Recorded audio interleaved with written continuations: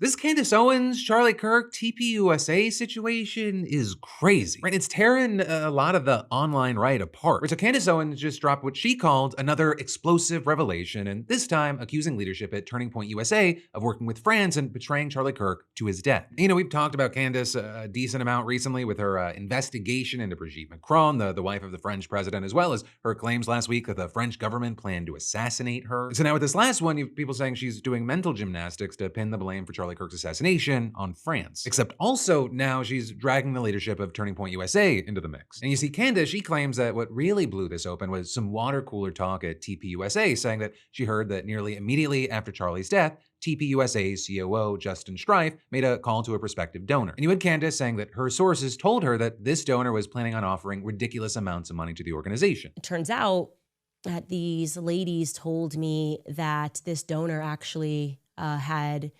a pretty big piece of bait on the hook for Turning Point USA. We're not talking like, oh, a check that's going to be reeled in for $5 million or $10 million or $50 million or like the $90 million that Turning Point USA raised in the first couple of weeks following Charlie's assassination. We are talking like billionaire money, potentially billions of dollars. And this was a very big secret. But it also worth noting here that she harped on this being so secret that not even people working in the donations department at TPUSA would know about it. But anyway, you know, Candace went on to say that she learned that this top secret donor was a French-American named Pierre, and then immediately jumped to it being Pierre Dupont. And that last name, Dupont, is one that Candace has become pretty fixated on recently. And in fact, she goes into this deep dive about the name's apparent connection to Wilmington, Delaware, saying that she's gotten a bunch of tips from residents who claim that the family owns everything from hospitals to theaters out there. She then also says that Brigitte Macron's lawyers are headquartered there, that there are federal agencies there. And then she says she also recently realized that the DuPonts founded the law firm that's filing paperwork for her, though she doesn't really elaborate or explain further on what paperwork they're filing for her and what capacity or anything like that. And so it seems like she's kind of red string connecting everyone, even tangentially involved in the situation, to a city of like 70,000 people. But still, you know, learning that a TPUSA exec allegedly called a potential donor named Pierre, it was a big realization for Candace. And these ladies messaged me and said, oh, you figured it out. It's Pierre Dupont, question mark, exclamation point, question mark, exclamation point. This took my breath away.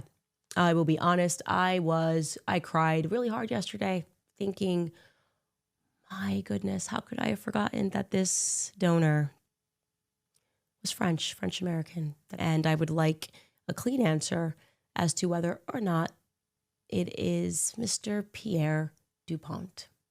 Yeah. Because this would be a devastatingly dark story. And my sources are very sure that this is what was on the line, that this was life-changing money. And they are very sure that this individual got a phone call after the assassination. And I think that we deserve to know. I don't think this should be a secret, right?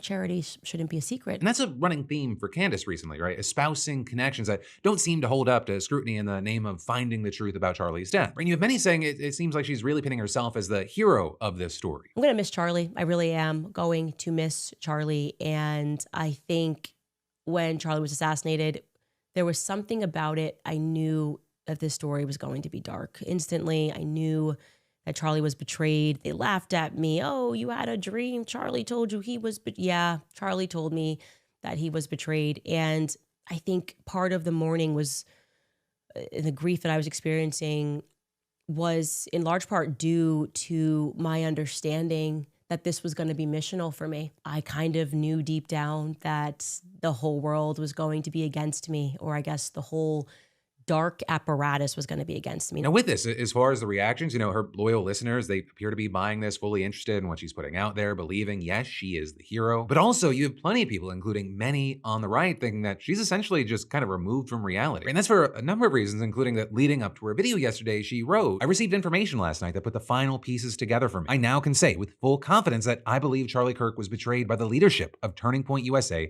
and some of the very people who eulogized him on stage. Yes, I will be naming names claims and providing evidence for my claims. And I am making a personal plea to every well-meaning person who donated to this godforsaken organization to request a refund. You were lied to and leadership knew. And so you had many thinking that not only did this video not accomplish that, right? She didn't really provide evidence or change her narrative all that much, but also you had people saying they think that it's offensive to Charlie's legacy to tell people that they should get refunds for their TPUSA donation. We're saying that organization was his and she claims to be doing all of this for Charlie, but the end goal is likely going to be his life's work suffering. So there you had people saying things like, if you think for a second that Candace ever cared about Charlie or Erica, especially now, your brain might be buffering indefinitely. This is beyond demonic. Calling on a public audience of millions to destroy what Charlie spent years building is sabotage. And I pointed out several months ago that one of Candace's key goals, aside from profiting from his death, was to destroy Charlie Kirk's legacy and organization because she resents how he distanced himself from her. I hope they sue her. And you saw that echoed by a lot of people out there, with people calling for TPUSA to break out the libel lawyers. And so then with all of that, one of the things this has continued is to stoke the fires of civil war on the right. So for example, one of the most vocal critics of Candace's latest video was the likes of Tim Pool, who posted on X, "In the sociopath influencer world, there is no amount of money that will never be worth it. That's Candace Owens' world. Publishing texts, out of context posts, and attempting to eviscerate Charlie's legacy seems to be worth every penny to Candace." And that idea that she's doing this in part or completely for money,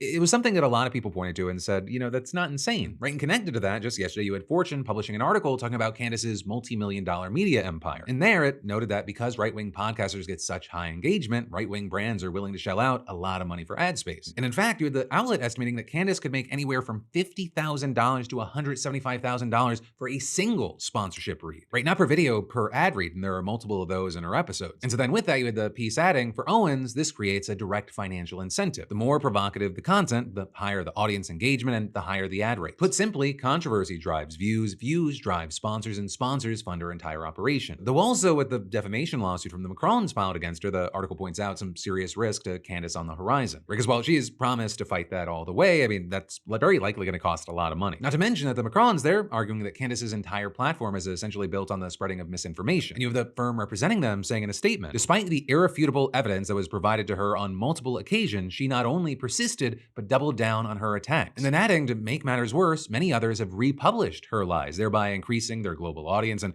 the emotional and reputational harm they have caused. And saying it is clear that for Miss Owens, truth is irrelevant. But for now, we're gonna have to continue to watch just to see how it plays out, both in the courts, as well as what happens with this civil war that's been happening on the right. Because while some people, they try to just dismiss Candace Owens, if you look at her numbers, she is the, if not one of the top 5 right-wing podcasters in the world. Right? I mean, just on YouTube, each one of her episodes is getting 2 to 3 million views, and she's big in a lot of places, including on Facebook. But hey, in the meantime, I'd love to know your thoughts, opinions, and reactions to what we're seeing play out here.